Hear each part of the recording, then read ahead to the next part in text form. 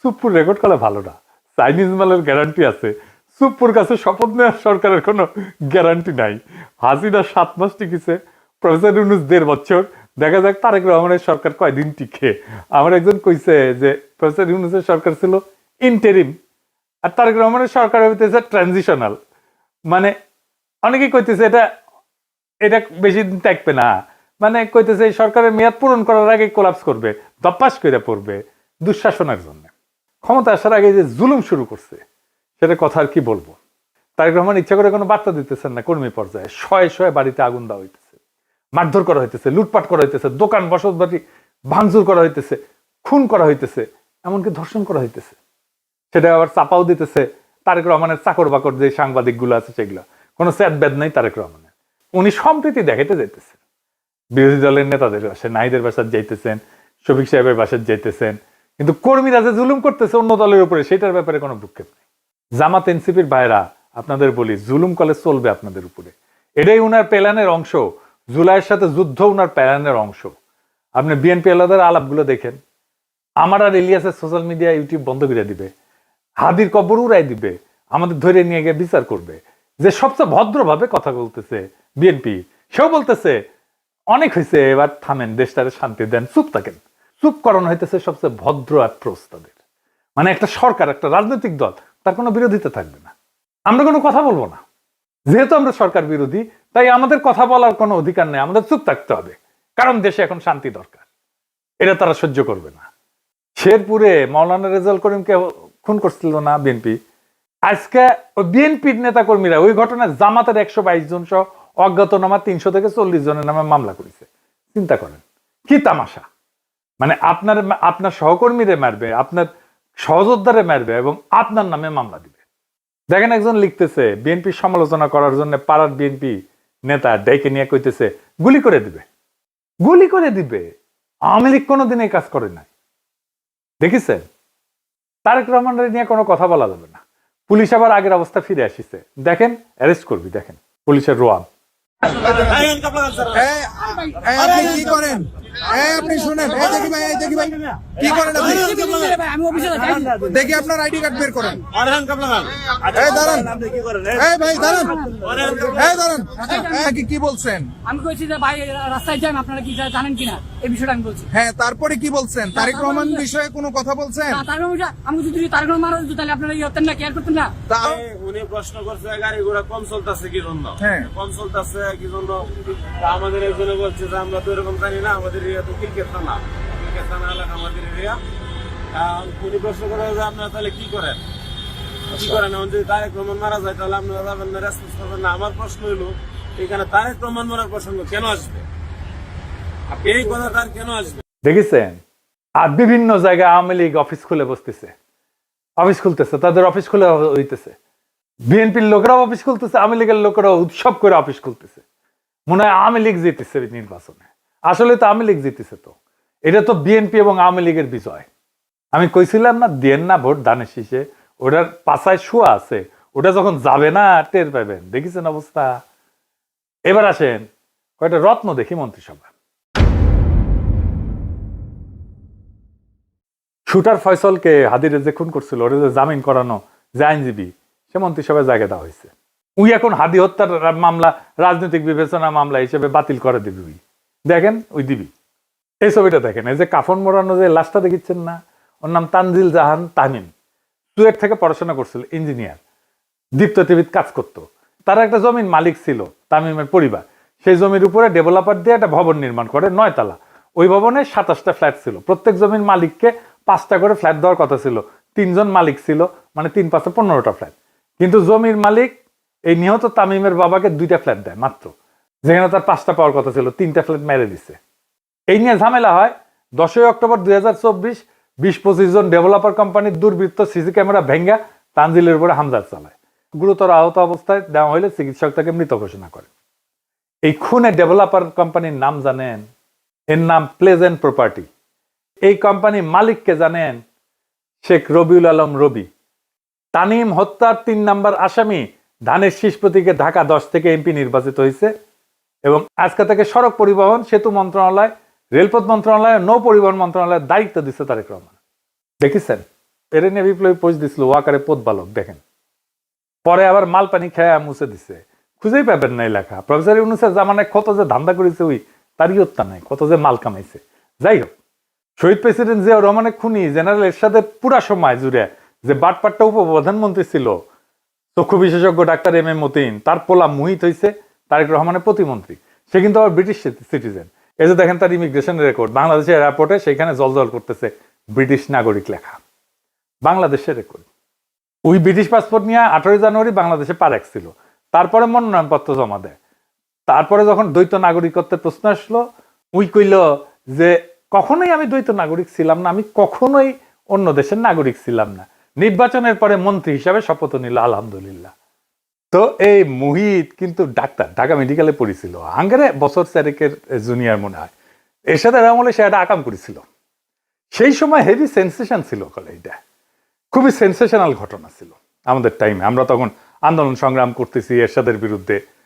বাপি শাহরিয়ার বলে এক তরুণ সরাকার ছিল, ওই পাড়ায় রাস্তার মধ্যে সাইকেল চালাইতেছিল বাপি, আর রাস্তাটা নিজের মনে করে দ্রুত বেগে গাড়ি চালাইতেছিল এরশাদ আমলের সেই মন্ত্রী মতিন সাহেবের ছেলে এই মুহিতের গাড়ির ধাক্কায় ছিটকা পড়ছিল বাপি, মেরুদণ্ডের হাড় ভেঙে যায়, প্যারালাইসিস হয়ে পড়ে থাকে, বিছানায় পড়ে থাকে, অবর্ণনীয় কষ্টে ভুগছে বাপি শাহরিয়ার, বিচার পায় নাই, চিকিৎসাও পায় নাই। তো পরিবারের মুখাপেক্ষী হইয়া একটা তরুণ কতদিন বেঁচে থাকতে পারে বলেন? সে দুঃখে আর গ্লানিতে পরিবারের বোঝা হইয়া থাকতে না চাইয়া অভিমানে আত্মহত্যা করছিল ছেলেটা। এইটা নিয়ে সেই সময় একটা দারুণ মঞ্চনাটক হয়েছিল, খুব বিখ্যাত মঞ্চনাটক হয়েছিল। তখন মঞ্চনাটক কিন্তু খুব চলতো, নাম ছিল 7 ঘাটের কানাকুড়ি। ওইখানে 7 ভাই ছিল আর কি, তার মধ্যে এক ভাই এই বাপি শাহরিয়ার। এই ঘটনাটা ওই নাটকের মধ্যে আছে, মমতাজউদ্দিন আহমেদের বইও আছে, আপনারা পড়তে পারবেন। এই মহিতি এখন স্বাস্থ্য প্রতিমন্ত্রী হয়েছে। ছাত্র জীবনে জাসদ ছাত্রলীগ করতো, মানে হাসানুল হক ইনুর। তখন জাসদ ছাত্রলীগ বড় এবং প্রভাবশালী সংগঠন, ছাত্র দলও করে নাই, কখনোই করে নাই। এক ফ্যামিলি থেকে নাকি একাধিক প্রার্থী দিবি না বিএনপি, কতগুলা দিছে দেখেছেন। এই ফ্যামিলি থেকে খালি মির্জা আব্বাস ভাই ভাবির জন্য আর একটা নমিনেশন চাইলেই দোষ, তাই না? এই দুনিয়ায় ইনসাফ নাই কলে, বুঝিছেন মির্জা আব্বাস ভাই? একেবারে কোনো ইনসাফ নাই, বেইনসাফের দুনিয়া। সেজন্য তো এত ইনসাফ করি। আমাদের একজন বনমন্ত্রী উপহার দিচ্ছেন তারেক রহমান, উনি বনে যায় হেগে আসবেন, একদম পারফেক্ট হয়েছে। ভালুকায় বন বিভাগের যে বন আছে না, এটার জমি উনি খায়া ফেলছিলেন। এই উনার পছন্দের ফোনদের আলোর রিপোর্ট দেখেন, আরে উপরে দেখেন, উপরে আর একটা নাম আছে মিজানুর রহমান সিনহা, এটা সাহেব এটা দেখেন, হাইলাইট করে দেখান, নাম দেখেছেন না? এই মালুকালে বিএনপি বন খেকো আব্দুল আল মিন্টুরে দিছে বনের দায়িত্ব, শিয়ালের কাছে মুরগি বর্গা দিছে। চমৎকার একটা ইন্টারেস্টিং জিনিস দেখাই। আমার এক একনিষ্ঠ ভক্তরে তারেক রহমানের মন্ত্রিসভায় তারে মন্ত্রী বানাইছে বিজ্ঞান এবং প্রযুক্তি মন্ত্রণালয়। ওই হামাক কেন অনুসরণ করে বুঝলাম না। তারা গেছে জাতীয় স্মৃতিসৌধে, আইসা ফটো মারিছে, ফটো খিচিছে, তারপরে ফটো ফেসবুকে দিছে। সে ফেসবুকে শেয়ারে দিয়ে বাংলায় তার মন্ত্রণালয়ের নাম এটা কি লিখেছে দেখছেন? বিজ্ঞান প্রযুক্তি লিখতে গিয়া আমার মতো লিখেছে প্রযুক্তি। পরে পাবলিকের হাসাহাসি দেখে এডিট করেছে। শোনেন ভাই, সমালোচনায় ভেঙে পড়বেন না। হাতি চললে কুত্তা ভুক ভুগাবে, আপনি এভাবেই লিখিবেন হাসাহাসির মায়ের বাপ, তাইলে দেখবেন একদিন আপনি ঠিকই পাবনা পৌঁছে গেছেন। তো বিএনপি মন্ত্রী সবাই এমন সব রত্ন আছে, হে বিএনপি সবিন পার্টি ভান্ডারে তব বিবিধ রতন, কারে ছাইরা কারে ধরি। সুকুমার রায়ের একটা ছড়া ছিল সৎপাত্র, ওইটার সাথে মিল আছে বিএনপির মন্ত্রিসভার। শুনবেন, শুনেন মজা। শুনতে পেলাম পোস্তা গিয়ে তোমার নাকি মেয়ের বিয়ে, গঙ্গারামকে পাত্র পেলে, জানতে চাও সে কেমন ছেলে? মন্দ নয় সে পাত্র ভালো, রং যদিও বেজায় কালো, তার উপরে মুখের গঠন অনেকটা ঠিক পেঁচার মতো। বিদ্যে বুদ্ধি বলছি মশাই, ধন্যী ছেলের অধ্যবসায়। 19টি বার ম্যাট্রিকে সে ঘায়েল হয়ে থামলো শেষে। বিষয় আশায় গরিব বেজায়, কষ্টে সৃষ্টে দিন চলে যায়। মানুষ তো নয় ভাইগুলো তার, একটা পাগল একটা গোয়ার, আরেকটি সে তৈরি ছেলে, জাল করে নোট গেছেন জেলে। কনিষ্ঠটির তবলা বাজায়, যাত্রা দলে 5 টাকা পায়। গঙ্গারাম তো কেবল ভোগে পিলের জ্বর আর পাণ্ডু রোগে, কিন্তু তারা উচ্চ ঘর, কংসরাজের বংশধর। শ্যামলাহিরি বনগ্রামের কি যেন হয় গঙ্গারামের। যা হোক, এবার পাত্র পেলে এমন কি আর মন্দ ছেলে। তো একদিন পরে একটা গণতান্ত্রিক ভাবে নির্বাচিত সরকার পেলাম, তার একটা মন্ত্রিসভা পেলাম, পেছেন একটা মন্ত্রিসভা, মন্দ না? চারিদিকে তো দেখি যাত্রাপালা চলিচ্ছে, কাজ মারে ধুলায় অন্ধকার। এবার আসেন জুলাই বিপ্লবের সাথে কি করেছে বিএনপি সেটা দেখি। এমপিদের দুইটা শপথ নেওয়ার কথা ছিল, একটা হইতেছে সংসদ সদস্য হিসেবে শপথ, আর একটা হইতেছে সংবিধান সংস্কার কমিটির সদস্য হিসেবে শপথ। বিএনপি সংবিধান সংস্কার রক্ষার শপথ নেয়নি, কারণ তারা পুরানো আওয়ামী সেকুলার রাজনৈতিক বন্দোবস্তের বাইরে যেতে চায় না, পুরনো সংসদীয় কাঠামোর ভেতরেই থাকতে চায়। সংবিধান সংস্কারের গণভোট যে জনরায় তৈরি হয়েছে সেখান থেকেও তারা নিজেদেরকে দূরে রাখছে। তাদের কর্মীরা মাঠে না ভোটের পক্ষে ক্যাম্পেইন করছে, আমরা দেখছি, অনেক রেকর্ড আছে। মানুষ এখন বুঝতে শুরু করছে এটা পরিবর্তনের রাজনীতি না, এটা অবস্থান রক্ষার রাজনীতি। রাষ্ট্রের আমূল সংস্কারের প্রশ্নে এরকম অনীহা থাকলে নতুন কিছু হবে না, পুরনোই রং বদলাবে। জুলাই ছিল পরিবর্তনের অঙ্গীকার, যদি সেই অঙ্গীকার থেকে সরে দাঁড়ানো হয় তাহলে জনগণের আকাঙ্ক্ষার সঙ্গে সেটা সাংঘর্ষিক হবেই। এর বিপরীতে এনসিপি জামাত জোট সংসদে থেকেও সংবিধান সংস্কারের শপথ নিছে, মানে তারা শুধু চেয়ারে বসতে চায় না, কাঠামো বদলাইতে চায়, এমনটাই তাদের দাবি। রাষ্ট্রীয় প্রতিষ্ঠান পুনর্গঠন, রাজনৈতিক সংস্কৃতি বদল, এই অঙ্গীকারের ভেতর দিয়ে তারা আগাইতেছে। এই কারণেই তারা নতুন সরকারের শপথ অনুষ্ঠানে যায়নি। এটা কেবল অনুপস্থিতি না, এটা রাজনৈতিক বার্তা। বার্তাটা পরিষ্কার, জুলাইয়ের দাবির সঙ্গে কোনো আপোষ না।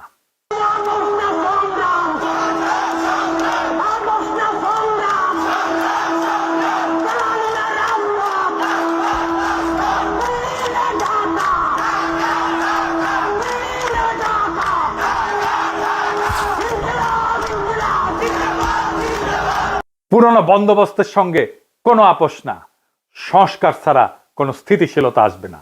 এখন সিদ্ধান্ত জনগণের। ফাইনালি দেখেন, আমি কয়েকদিন আগে কইছিলাম না তারেক রহমান ক্ষমতায় এসে মুজিবের মতো বলবে ফেরাউনের দল সব শেষ করে দিয়ে গেছে। এইটা সাহেব আমার আগের ভিডিওর ওই অংশটা আর একবার একটু দেখান না। বিএনপি ফ্যামিলি কার্ড নিয়ে কিছুই করতে পারবে না, এটা বাস্তবায়নের টাকা বিএনপি জোগাড় করতে পারবে না। আর জোগাড় করতে পারলে বাংলাদেশে মুদ্রাস্ফীতি হবে ব্যাপক হারে। আর তখন 6 মাস পরে এসে বিএনপি বলবে আওয়ামী লীগের অন্তর্বর্তী সরকার সব টাকা নিয়ে গেছে, তাই বিএনপি এটা বাস্তবায়ন করতে পারতেছে না। সর্দির বডিগার্ড যেমন 1972 এসে বলছিল কিচ্ছু নাই, ফেরাউনের দল সব শেষ করে দিয়ে গেছে।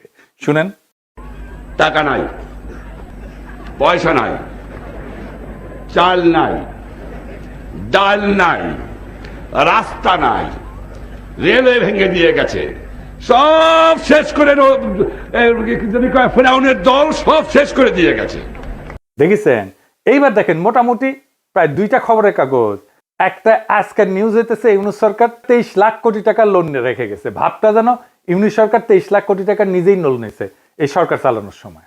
সব খবরের কাগজে একই খবর, দেখেন একটা পর একটা। দেখেন এডিটর সাহেব, দেখেন, দেখেছেন, বুঝেছেন কেন এটা করেছে? কারণ ইউনূস সরকার উল্টাপাল্টা খরচ করে নাই। বিজনেস স্ট্যান্ডার্ডের গ্রাফটা দেখান এডিটর সাহেব, হেডলাইনটাও করেছে বদনিয়তে, কিন্তু গ্রাফটা এরা ঠিকঠাক দিচ্ছে। প্রত্যেক বছর লোনের অ্যামাউন্টটা দেখান এডিটর সাহেব। ইউনিসেফ সরকার আগের বছর থেকে 25% লোন কম নিয়ে সরকার চালাইছে। জি, এটা 25% কম লোন নিয়ে দেশ চালাইছে।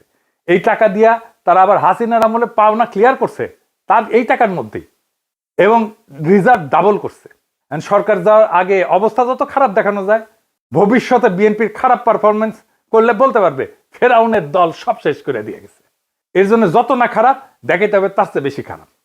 তারেক রহমানের 5টা মিডিয়া এই কাজ করিচ্ছে। প্রফেসর ইউনূস লোন নিছে কত? মাত্র 1.5 লাখ কোটি টাকা। 1.5 লাখ কোটি প্রফেসর ইউনূস সরকারের ঋণ, বাকিগুলো তো শেখ হাসিনার নেওয়া ঋণ। এর থেকে কম ঋণ করে চলার চেষ্টা করতে পারে বিএনপি সরকার, হাউকাও করার কি আছে? প্রথম আলো আবার একটু মডিফাই করেছে, দেখেন যে ইন্ডিয়া, রাশিয়া, চীন থেকে কোনো লোনের প্রতিশ্রুতি আসে নাই। লোন আসে কোত্থেকে? লোন আসে জাপান, এডিবি থেকে, ওয়ার্ল্ড ব্যাংক থেকে। ভাগ্য ভালো লেখেনি যে ভুটান, সোমালিয়াও লোন দেওয়ার প্রতিশ্রুতি দেয় নাই। তোটাও লিখেন বিএনপির আইটি বিশেষজ্ঞ আবার শেয়ার দিছে ওইটা উৎসাহ নিয়ে। এই আইটি বিশেষজ্ঞ আবার টকশো করে সেইগুলারে নিয়ে যারা হাদির কবর উড়াই দিতে চায়। এইবার একটা জিনিস দেখায় ফাইনালি, ইলেকশন ইঞ্জিনিয়ারিং নিয়ে। ইলেকশন ইঞ্জিনিয়ারিং নিয়ে আমার আগের এপিসোডে হাদির একটা বক্তব্য শুনেছিলেন না? আজকে আবার শোনেন, শোনেন এইটা সব আবার শোনেন। এবার যেহেতু আমলারা সিল মারতে পারবেন না, আপনারা দেখেন এই মানে আমার হয় কি, আমরা যখন সিডাপের মতো একটা ভারী ভেন্যুতে কথা বলি তখন এত থিসিস, অ্যান্টিথিসিস, সিনথিসিস এরকম বলি, যেগুলো জনগণ কানেক্ট করতে পারে কম। হিসেবটা খুব সোজা হলো যে এই প্রত্যেকটা কেন্দ্রে, একটা কেন্দ্রে মিনিমাম 10টা বুথ থাকে।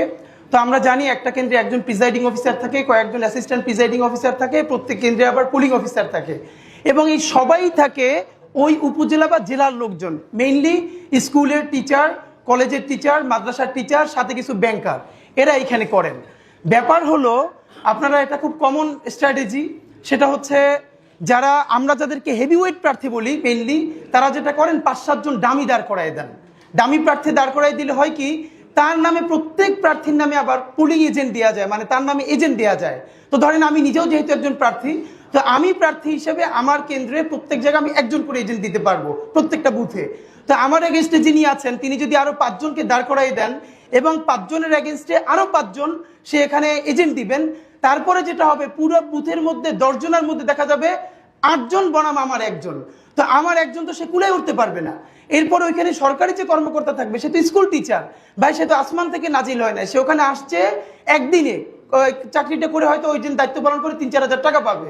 এখন যেহেতু সেই ওই স্কুলে আবার চাকরি করা লাগবে, তার কোনো শক্তি নাই ওইখানে যারা দখল করতেছে তাদেরকে বাধা দেয়া, কারণ সে স্কুলেও ফিরতে পারবে না, কলেজেও ফিরতে পারবে না। শুনেছেন, হাদিজা বলে গেছে ঠিক তাই ঘটছে কেন্দ্রগুলোতে। আমি এই ক্লিপটা পাইছি, আজকে আপনাকে দেখাই, গতকালকে আমি পাইনি এই ক্লিপটা, আজকে আপনাকে দেখাই। দেখেন হাদিজা যেটা বলে গেছে সেটাই ঘটছে। ছিল ও এখন একটু বাইরে গেছে, তার জন্য আমি এখানে বসছি, মানে অনুপস্থিতিতে বসছি, উনি আসলে আমি বসবো। উনি আসলে আমি চলে উনি আসলে আপনার অনুমতি নিয়েছিল আর একজন পোলিং এজেন্টের জন্য বসতে যে দাবি করছে। ও নিয়ে আসছে তো, হ্যাঁ। এটা কার ছবি? আপনার ছবি? হ্যাঁ, তো আপনি যে আর একজনের হয়ে আসছেন বললেন। আমি আসছি বলতে আমি এখন ওনার পক্ষে ছিলাম, তো আমাকে এখন দেওয়া হয়েছে, ওনাদের কেউ নেই সেজন্য আমাকে দেওয়া হয়। তাদের কেউ নেই, লাঙ্গলের পক্ষে কেউ নেই। আপনি কার হয়ে কাজ করতেছেন? আমি আমরা মানে লাঙ্গলের পক্ষে আমাকে ভাইয়া বলা হয়েছে, তার পক্ষ থেকে আমি আসছি। লাঙ্গলের নাই দেখে আপনাকে নিয়ে আসা হয়েছে। আপনি মূলত কোন প্রতীকের হয়ে প্রচারণা করছেন? আমি এখন আসলে তো ওনার পক্ষে আসতেছি। নাকি তো আগে ছিলেন কোথায়? ধানের শীষে। ধানের শীষ। আপনি কোন প্রতীকে? আম প্রতীকের। আম প্রতীক। জি জি। আপনার প্রার্থীর নাম কি? প্রার্থীর নামটা এখন মনে আসতেছে না প্রার্থীর নামটা। কেউ ছিল ধানের শীষের পক্ষ থেকে আসা, কিন্তু ওনাদের কেউ নেই। না ধানের শীষের পক্ষে, আমি তো ধানের শীষের না, উনি ধানের শীষে, আমি প্রার্থীর নাম জানেন না? না, প্রার্থীর নামটা জানেন, এই যে কার্ড সবকিছু ডকুমেন্ট আছে, নো ইস্যু, এগুলো আপনি কি বুঝতে পারতেছেন এখানে কি হয়েছে? দেখেছেন, বিএনপিকে আমাদের একটা কথা বলে দিতে হবে, ক্ষমতা চিরস্থায়ী না, কারো ক্ষমতা চিরস্থায়ী না, না হাসিনার, না প্রফেসর ইউনূসের, না তারেক রহমানের, কিন্তু রাষ্ট্র টিকে থাকে আর জনগণ সব দেখে। বিএনপি যদি সত্যিই নতুন বাংলাদেশ বানাইতে চায় তাহলে সমালোচকদেরকে শত্রু বানায়েন না, ভয় দেখায় নীরবতা কিনতে যায়েন না, মিডিয়া দিয়া এইরকম ন্যারেটিভ তৈরি করেন না যে ভবিষ্যতের অজুহাত তৈরি করবেন। কারণ মানুষ আগের মানুষ নাই, মানুষ এখন হিসাব রাখে, ভিডিও রাখে, স্ক্রিনশট রাখে, স্মৃতি রাখে। জুলাই শুধু একটা মাস ছিল না, জুলাই একটা প্রতিশ্রুতি ছিল, রাষ্ট্র বদলানোর প্রতিশ্রুতি, ক্ষমতার ভাষা বদলানোর প্রতিশ্রুতি। যদি সেই প্রতিশ্রুতি ভাঙেন তাহলে ইতিহাস আপনারে ছাড়বে না, যেমন হাসিনারে ছাড়ে নাই, যেমন মুজিবরে ছাড়ে নাই। ভয় দেখায়েন না, ভয় দেখায়েন না তারেক রহমান, হাসিনারে আর মোদিরে ডরাই নাই। আপনাদের দাবনানি দিয়া ঠান্ডা করিয়া দেওয়া যায়, ডর আপনারা পাইবেন। হাসিনা দিছিল না, একবার ঠাসি দিয়া বালুর ট্রাক সরানোর ক্ষমতা ছিল না, হেডম ছিল না, হরতাল ডাকতেন আর নিজের পড়না পল্টন অফিসের সামনে 20 জন লোক হয় না। আপনারা এখন ভয় দেখাইতেছেন। হ্যাঁ, কারণ হাইসেনি এদিতে সে হাসায় দেয়। আপনাদের নেতা মির্জা আব্বাস হেভি হেডোমালা নেতা, বলে পুলিশের ভয় প্রাণ ভয়ে দাঁড়াইতে পারে নাই নয় পল্টনে। নিজেদের মাপে অন্যদের মাপতে যায়েন না, ভুলে যায়েন না। আপনারা যখন ঘরে ঢুকে গেছেন তখন আমরাই প্রতিরোধের আগুন জ্বালায় রাখছিলাম। ডর দেখায়েন না, আমরা ভয় পাই না, আমরা কাউকে ভয় পাই না। আমরা বলছি আমরা একটা রেসপন্সিবল অপোজিশন হিসেবে কাজ করতে চাই, আমাদেরকে রেসপন্সিবল অপোজিশন হিসেবে কাজ করতে দেন। আমরা আপনাদের অন্যায়ের বিরুদ্ধে বলে যাব, কারণ দেশটা আপনার বাপের না, দেশটা জনগণের। আর জনগণ যখন জাগে তখন ন্যারেটিভ, মিডিয়া, দাপট, ভয় দেখানো টিকতে পারে না। আপনারাও পারবেন না যদি এই চেষ্টা করেন। ইনকিলাব জিন্দাবাদ।